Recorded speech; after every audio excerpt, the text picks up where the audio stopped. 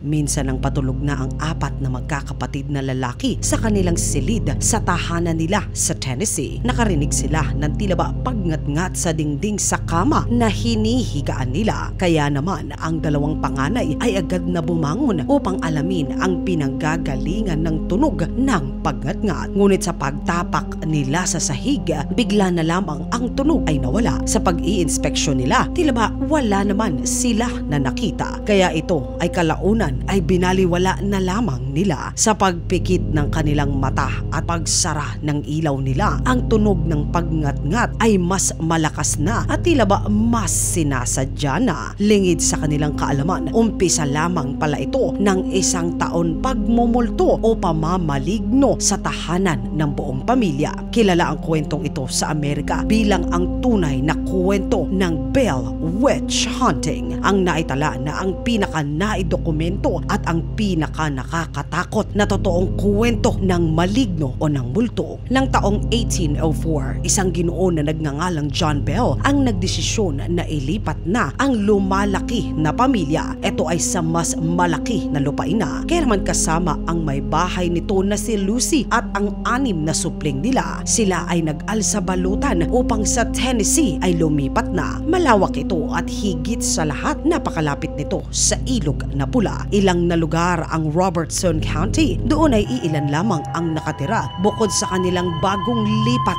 na malaking pamilya. Napakabuting tao nitong si John. Lumaki man sa hirap, ito naman ang sa kanya ay nagturo upang huwag sumuko sa hirap. Ang asawa nitong si Lucy ay kinagigiliwan sa kanila na iniwan na bayan. Kaya naman sa paglipat ng pamilya, agad si John ay nagsimula na. Ito ay upang itayo ang magiging tahanan ng kanyang lumalaki na pamilya. Sinibak nito ang puno sa lugar na pagtatayuan at ang mga ito ay nagsilbing haligi ng kanyang halos 2 palapag na tahanan. Dito kalayuan sa ilog sa kanilang tinitirahan. Kaya naman palaging nakakasalubong nila ang ibang mga kapitbahay na doon ay madalas din na magpunta. Di kalaunan ay naging magiliw din ang lahat sa mabuti at masaya na pamilya. Tuwing umaga, ugali nitong si John sa kanilang bagong lupain na nilipatan at saka dadalahin ng anak sa eskwelahan at saka sa tuwing walang pasok, sila ay gumagawa ng bangka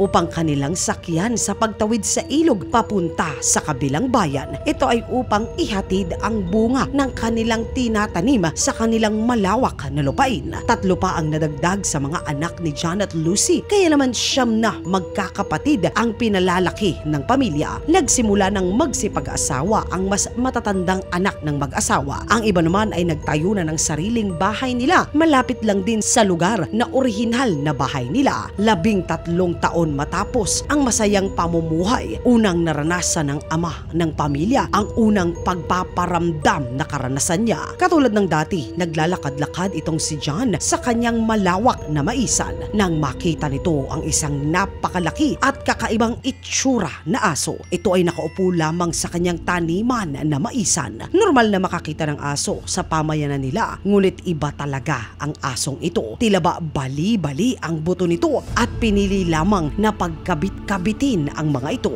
Wala sa forma, kumbaga. Isa sa pagkakaiba ay ang laki nito na tila ba halos kasing laki na ng nakatayo na tao. Kinilabutan si John nang sa kanya ay nakipagtinginan ang asong ito. Tila ba ang tingin nito ay isang tingin ng isang tao. Kaya naman dahil kinilabutan, dahil dala niya ang kanyang debalang sandata sa direksyon ng asong ito ay pinatamaan niya. Dali ang nagtatakbo ang kakaibang aso papunta sa madilim na kagubatan. Pinuntahan naman ni John ang kinapopwestuhan ng aso. Inakala nito na bali-bali ang mais, ngunit sa gulat niya, tila ito ay nakalutang sa lupa dahil buo ang sanga ng mais na tanim niya. Wala ring bakas ng paa o kahit na anong hayop ang kanyang nakita. Ito rin naman ay pinilit niya nakalimutan. Ngunit matapos ang insidente sa nakakatakot na kakaibang aso, nagsimula naman na magkaroon ng kakatuwang karanasan ang buong pamilya sa sariling masaya dapat na tahanan nila. Sa tuwing gabi, pagpatulog na sila, ay nakaririnig sila ng katok mula sa tagiliran ng kanilang tahanan. Sa pagbangon nila upang usisain, mawawala naman ang pagkatok at sa kanilang muling paghimbing sa ibang bahagi ng tagiliran naman ng tahanan, tila ba may kakatok na naman. Tila ba may may kung sino na nasa labas ng tahanan ay nag-iikot upang saan-saan ay kumatok. Ayon kay John na hindi ito gawa ng isang hayop. Sila daw ay pinagkakatuwaan ng isang tao. Ibinili nito sa pamilya na wag itong babanggitin sa iba. Sila daw ay kanyang huhulihin ng sarili niya. Ngunit hindi ito mangyayari pa. Hindi nila makikita kung sino ang nasa tahanan nila ay kumakatok. Walang bakas ni walang anino. Ng taong 1888, linggo ng gabi, isang taon matapos na makita nito ang aso at ilang buwan buhat ng sa tahanan ay gabi-gabi ay may kumakatok. Dito naganap ang pagkatkat sa kama sa silid ng 4 na mga anak na lalaki niya. Kung sino man ang umangat-ngat ng sahig nila ay tila ba desperado na makapasok sa silid ng mga binatilyo. Muli na naman sa tuwing sila ay babangon, mawawala ang ngat-ngat. Paulit-ulit na ito ay nagaganap hanggang sa ikatlong gabi. Sa ilalim ng kama nila, tila ba may naghahabol ng hininga. Nag-ipon ng tapang ang binatilyo at sinilip kung ano ang nasa ilalim ng kama nila. Ngunit sa tuwing sisilipin nila ito ay mawawala ang kakaibang paghahabol sa hininga. Sa takot, ginising na nila ang kanilang naghihimbing na buong pamilya. Ngunit sa paghahanap nila sa buong tahanan ay wala naman sila na nakita. At dahil walang iba na nakaalam sa nangyayari sa kanila ay hindi rin makapagpahinga na ang pamilya. Sa wakas, sinabi ni John sa pinakamalapit nitong kapitbahay ang nangyayari sa tahanan ng pamilya niya. Tila ba hindi naman masyadong naniniwala ang kapitbahay niya. Kaya naman napagpasyahan nito na sa pamilya nitong si John mananatili siya upang alamin kung totoo nga ba ang sinasabi nito sa kanya. At talaga namang siya mismo ay hindi makapaniwala sa naririnig sa bahay ng pamilya. Ang pagngat-ngat, ang tila ba paghihingalo sa kwarto ng mga binatilyo. Sa takot ay nagtatatakbo ang kapitbahay paalis sa tahanan nila John at dali ang kumalat ang balita sa buong kabayanan tungkol sa nagaganap na kanya namang sarili na nasaksihan. At dahil magiliw sa kanila ang buong pamayanan, ang pamilya ay sinubukan naman nila na tulungan.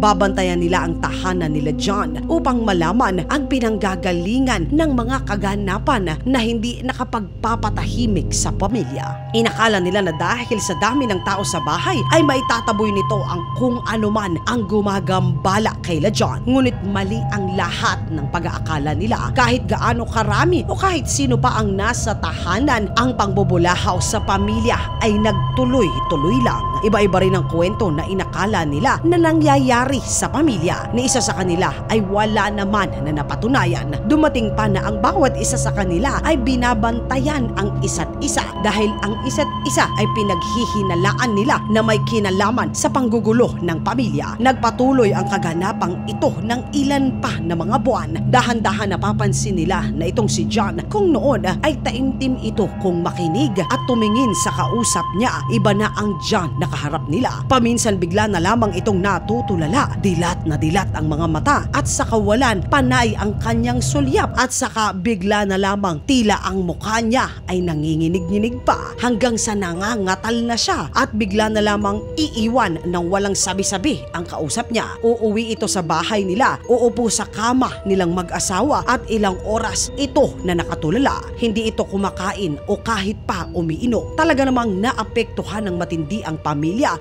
Setyembre ng taong 1920, 3 taon nang nagaganap ang kaligaligan sa tahanan nila John. Tila ba nasanay na nga ang buong pamilya maliban sa kanilang padre de pamilya. Si John ay talaga namang nagbago na. Ngayon ay mas matagal na natutulala siya. Ayon sa kanyang asawa na si Lucy, tinura ni John sa kanya na ramdam niya na tila ba siya ay pinahihirapan hanggang sa kanyang katapusan. Isang araw nang ang isang anak na pamilya ng babae na si Esther ay lumabas upang manguha ng itlog sa kanilang manukan. Sa kanyang pagtawid sa kalsada, naramdaman niya na tila ba may nakatingin sa kanya. Sa kanyang paglingon, kanyang nakita ang isang babae na nakasuot ng itim na papunta mismo sa tahanan nila. Binaliwala naman ito ni Esther at nagpatuloy sa gagawin niya. Nang babalik na siya sa kanilang tahanan, naulinagan ito ang nakaitim na babae at dahan-dahang papunta at palapit na sa kanilang tahanan. Sa pagkakataong ito, tila ba nakilala niya ang ginang.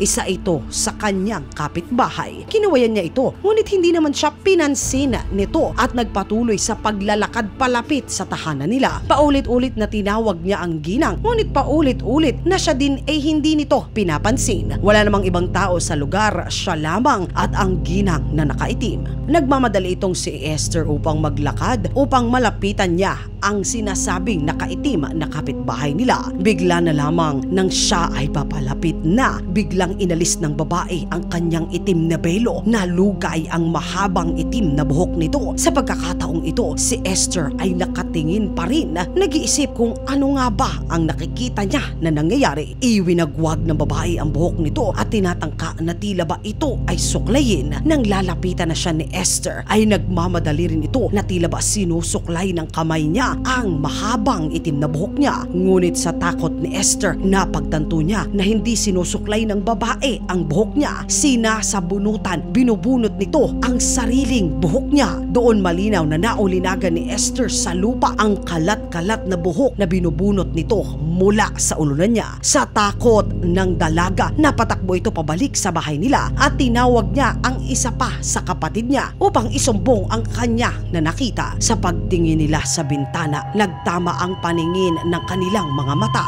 Bigla na lamang napahinto ang babae sa pagsabunot sa kanyang sarili. Dahan-dahan nitong ibinaba ang kamay habang walang patid na nakatitig sa kanilang mga mata. Saka naglakad ito patungo sa gilid ng bahay nila. Doon nakita nila na ito ay umakyat sa gilid ng bakod ng tahanan nila. Ngayon ay kasama na niya ang 3 bata na hindi nila malaman kung saan naman ang pinanggalingan. Sa hilakbot, pinanood nila ang babaeng nakaitim at 3 anak nito na umakyat sa bawat isang puno sa kanilang bakuran. Mula sa 4 na puno na kanilang pinag-akyatan, dahan-dahan silang lumingon sa dalaga na takot at walang patid pa rin ang pagtingin sa kanila. Sabay-sabay na sila ay niyugyog ang mga puno sa kaliwa bago sa kanan. Lahat sila ay sabay-sabay na iyon ang ginagawa. Halos mapaiyak na ang magkapatid sa takot sa nakikita nila na ang asawa ng kanyang kapatid na babae ay biglang pumasok sa pintuan. Dali ang sinigawan nila ito na halika dito, tingnan mo kung anong nakikita namin na ginagawa ng mga nilalang na ito. Sa kanyang pagsilip sa bintana, din ito makita ang kanila na nakikita. Pawang ang puno lamang na nayuyugyug ang kanyang napagmamasdan. Nilakasan nila ang loob at saka tumakbo sa bakuran upang komprontahin ang babaeng nakaitim at ang 3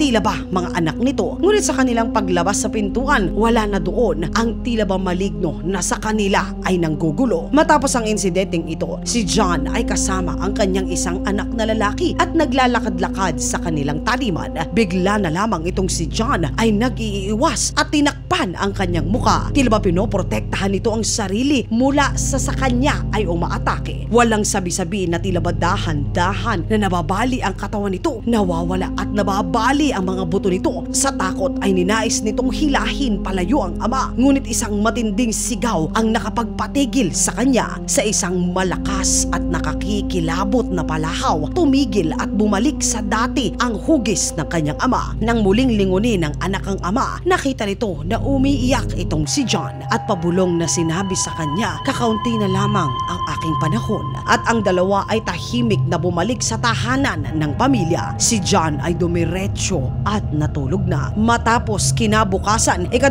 ng Disyembre ng taong 1920, hindi bumaba ang ama sa tahanan upang sabayan sila sa kanilang agahan. Kaya agad siya na kanila ay pinuntahan. Doon naabutan nila na tila ba ito ay na-comatose. Hindi ito magising kahit na ano pa ang kanilang gawin. Kaya naman dali-daling tinungo ng isa sa kanilang anak ang kabinet ng gamutan nila. Doon ay nakita niya ang isang kakaibang botelya na wala ni isa sa kanila ang kahit kailan ay nakakita pa. Ang laman nito ay tila ba itim na sunog na likido. Sa kaganapang ito agad na tumawag na sila ng manggagamot. Wala na itong magagawa pa. Hindi magising si John kahit ano pa ang gawin niya. Samantalang ang gamot naman ay iniutos ng manggagamot na gamitin muna sa mga hayop. Ito ay upang malaman nila kung ano nga ba ang nasa loob ng botelya. Kaya naman na makakita sila ng isang pusang pag-alagala ay ibinigay nila doon ang laman ng botelya. Ayon sa pamilya, wala pang ilang minuto ay pumanaw na agad ito. Dagdag nila na wala sa kanila ang gagawa nito, lalo na sa sarili nilang ama. Kinabukasan ay tuluyan ng binawian ng buhay si John. Kasamang nawala ay ang pagpaparamdam sa buong kabahayan nila. Ngunit ayon sa kanilang kapitbahay, nakaririnig naman sila ng tila ba pagkanta sa kagubatan at kakaibang liwanag na tila ba doon ay mayroong nagkakasiyahan. Nanatili ang may bahay nitong si Lucy hanggang sa ika-1938 hanggang sa pagpanaw ng ginang. Giniba na rin ang pinagmumultuhan o pinagmamalignuhan na tahanan.